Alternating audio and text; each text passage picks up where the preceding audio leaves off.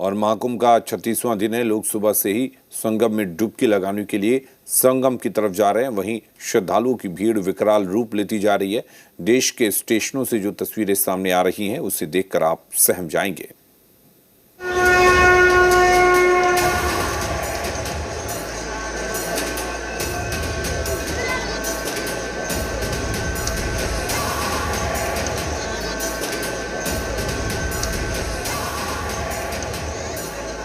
महाकुंभ के 36वें दिन भी स्नान करने वाले श्रद्धालु लगातार बढ़ते जा रहे हैं।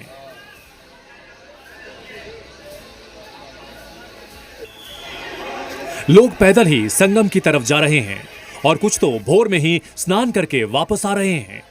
जहां तक नजर जाती है, सिर्फ और सिर्फ भीड़ नजर आती है।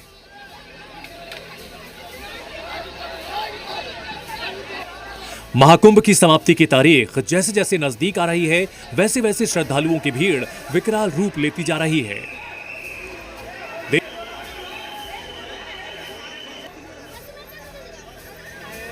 देश के अलग अलग रेलवे स्टेशन से जो तस्वीरें सामने आ रही हैं, उसे देखकर आप सहम जाएंगे। सबसे पहले प्रयागराज की 2 तस्वीरें देखिए।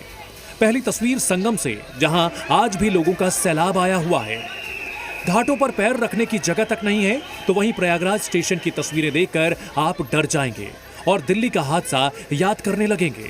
प्रयागराज जंक्शन पर लोगों के आने का सिलसिला इस कदर रहा कि फुटओवर ब्रिज फुल रहे।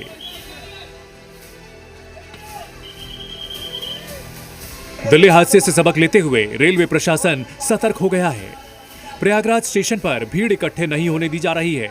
लगातार अनाउंसमेंट किया जा रहा है कि एक जगह पर इकट्ठा ना हो।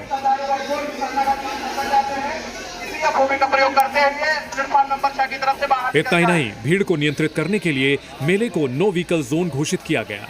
लेकिन उसके बावजूद ट्रैफिक जाम की वजह से पूरे प्रयागराज शहर की बुरी हालत हो गई। सड़क पर गाड़ियां रेंगती नजर आई।